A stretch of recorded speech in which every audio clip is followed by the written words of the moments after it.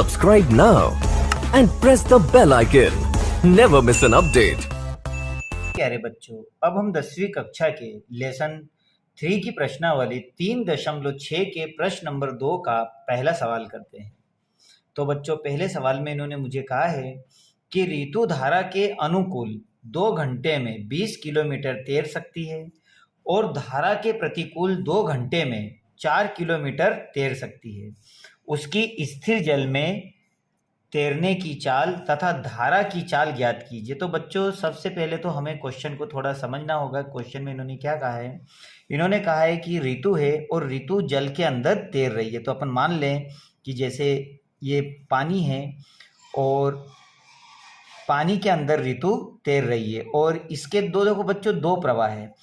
एक तो पानी इधर बह रहा है, अपन मान लें कि ये पानी का जो प्रवाह है ये इधर है, तो और ऋतु यहाँ पर इसके अंदर तैर रही है।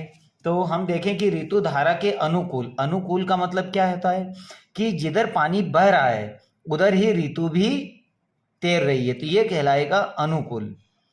और प्रतिकूल का मतलब क्या? हम पहले इन शब्दों को समझे। प्रतिकूल का मतलब है कि पानी इधर बह रहा है और जो ये ऋतु है ये इधर तैर रही है, मतलब इसके पानी के विपरीत, तो ये कहलाएगा प्रतिकूल। तो यहाँ अपन मान लेते हैं कि माना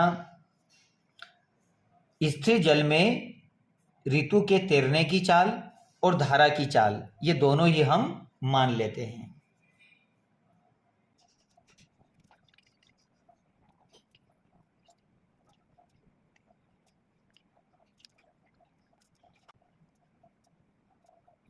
तो मैं मान लेता हूं कि ऋतु की स्थिर जल में तैरने की चाल x किलोमीटर पर घंटे है और जो धारा है, धारा का अर्थात जो पानी है, उसकी चाल y किलोमीटर पर घंटे है। जब बच्चों ये ऋतु जब ये तैरेगी तो अपन मान लें कि स्थिर जल में जो इसकी चाल है वो x है और ये जो जल का प्रवाह है ये y है। तो बच्चों, अनुकूल परिस्थिति में जब ये, क्योंकि इन्होंने दिया है कि ऋतु धारा के अनुकूल, तो अनुकूल का मतलब क्या है कि ऋतु जब धारा के प्रवाह की ओर जब तैरेगी, जैसे पानी इधर बह रहा है तो ऋतु भी इधर ही तैर रही है, तो यहाँ पर इसका बल डबल हो जाएगा। डबल कौन सा? एक तो पानी का प्रवाह भी से आगे बढ़ाएगा और ऋतु भी बढ़ेगी।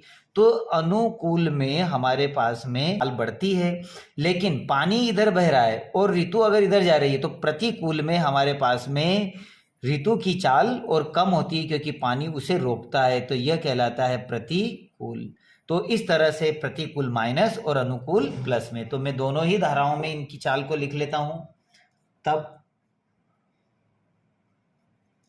धारा के अनुकूल दिशा में चाल। बच्चों, एक तो ऋतु x और पानी भी उसे धका रहा है, इसका मतलब है कि x plus Y kilometre per hour हो जाएगी। लेकिन प्रतिकूल में क्या होगा? तो धारा के प्रतिकूल दिशा में चाल हो जाएगी x minus Y kilometre per hour. अब बच्चों, जब भी हमें दूरी और समय को सवाल दिए हुए हो तो इन सवालों में हमें ये वाला सूत्र जरूर याद कर लेना है, समय बराबर होता है दूरी बटे चाल, क्योंकि इसी से हम इस सवाल को करने वाले हैं।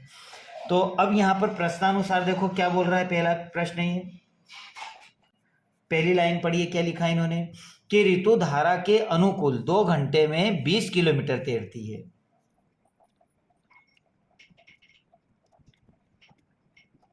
तो क्वेश्चन कह रहा है कि ऋतु धारा के अनुकूल 2 घंटे में, तो समय कितना दिया है ये ध्यान देना, समय 2 घंटे है और दूरी कितनी दी है? 20 किलोमीटर तैरती है। अनुकूल अगर है तो अनुकूल में हमारे पास चाल भी हो गई, ये अनुकूल चाल हो गई। तो अब मैं सूत्र लगा देता हूं यहां पर समय का। तो समय बराबर होता है दूरी बटे चाल। तो अब हम देखें समय कितना है हमारे पास, तो समय हमारे पास 2 घंटे हैं, तो आप ये 2 घंटे लिख लीजिए बराबर दूरी। दूरी कितनी है आपके पास? 20 किलोमीटर, क्योंकि 20 किलोमीटर तैर रही है वो। और इसकी चाल क्या है? वो भी चाल किसमें? अनुकूल में। तो अनुकूल परिस्थिति में चाल आपके पास क्या है? x plus Y.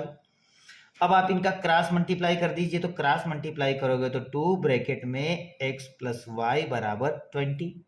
अब ये 2 यहाँ मल्टीप्लाई हो रहा है, यहाँ डिवाइड कर लेगा, तो x प्लस वाई बराबर हो जाएगा 20/2। दोनों को काट दीजिए, तो x प्लस वाई बराबर हो जाएगा 10। तो बच्चों ये बन गई आपकी समीकरण नंबर 1। समीकरण नंबर 2 हम फिर यहां पर पढ़ेंगे इस क्वेश्चन को और पढ़ के हम फिर निकाल लेंगे। और धारा के प्रतिकूल 2 घंटे में वो 4 किलोमीटर तैरती है। तो आप लिख लीजिए प्रश्न सर ये लाइन।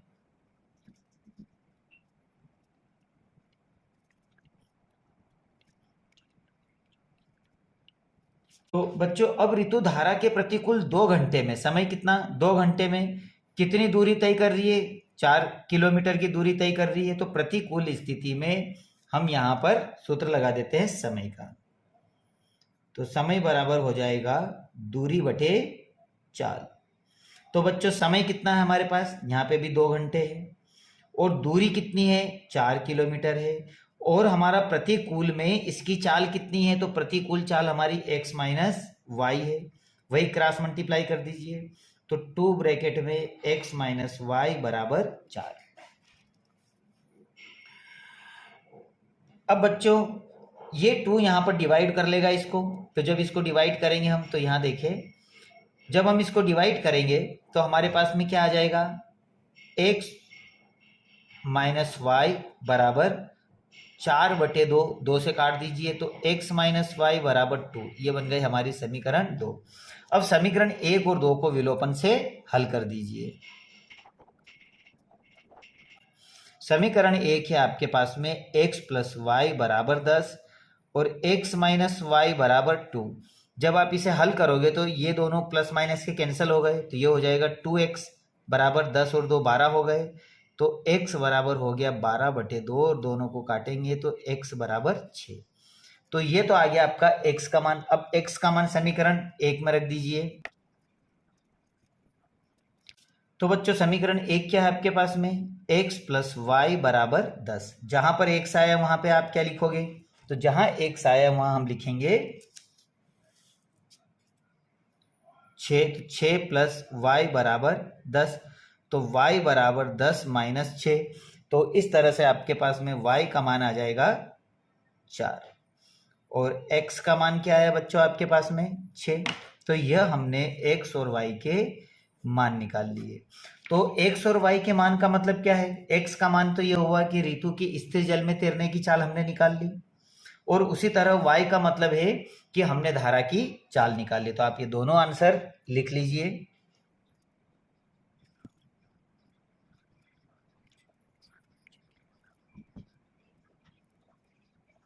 तो इस तरह से ऋतु की स्थिर जल में चाल x बराबर 6 किलोमीटर है और धारा की चाल हमारे पास में 4 किलोमीटर पर आवर है। तो इस तरह से सवाल आप कर लीजिए। परीक्षा की दृष्टि से ये सवाल बहुत इंपॉर्टेंट है, आप इसे जरूर कर ले। Subscribe now and press the bell icon. Never miss an update.